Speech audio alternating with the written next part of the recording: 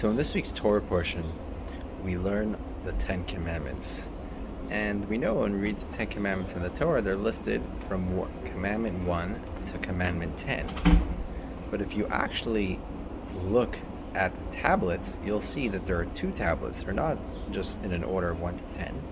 They're actually, you have 5 on the first tablet and 5 on the second tablet. And the rabbis ask, was God missing some granite that he needed to put them on 2 tablets? He couldn't find a piece of stone large enough to put them all in one? What was the purpose of having 2 tablets?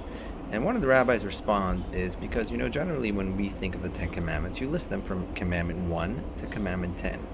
But God was telling us that there's actually, I'm putting them side by side, telling you that there's a relation with Commandment 1, which is the first commandment on tablet number 1, and Commandment 6, which is the first commandment of the second tablet.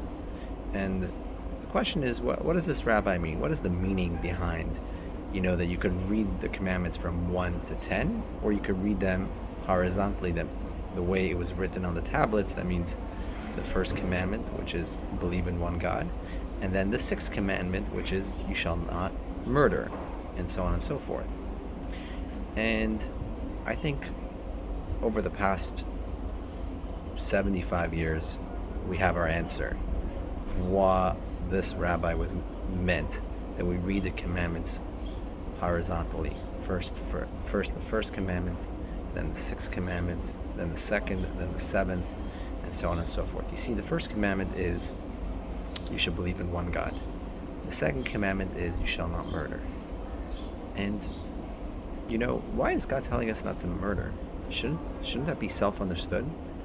Well, that's what many philosophers and intellectual people thought in the 18th and 19th century. Why do we need God? We can understand the way the basics of humanity should live, right? We should treat each other with respect. We shall not murder. But guess what?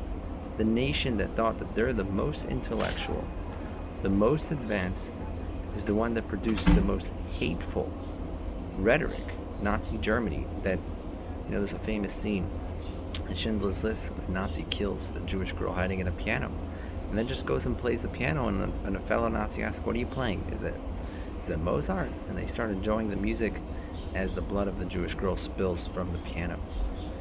And these people thought that they were intellectual. They're doing it to clean the world, right, from Jewish blood. And you see, if you take God out of you shall not murder, you can reason with anything. And so the other way around. The last 2 years, we've seen more people rejoice in the killing and rape of Jewish babies, boys, and girls than we have ever seen since the Holocaust. And you know what their excuse is? God said you shall not murder, right? But that's only if you believe in the God that I believe in. And that's what the Islamists believe. Islamists believe in one God. Which God? The one that we believe in. And then you shall not murder, right? But if you don't believe in our God, then why not? Kill you all day. We're freedom fighters. We're liberating the world. Globalize the Intifada. And that's what God is saying by connecting the first and the 6th commandment.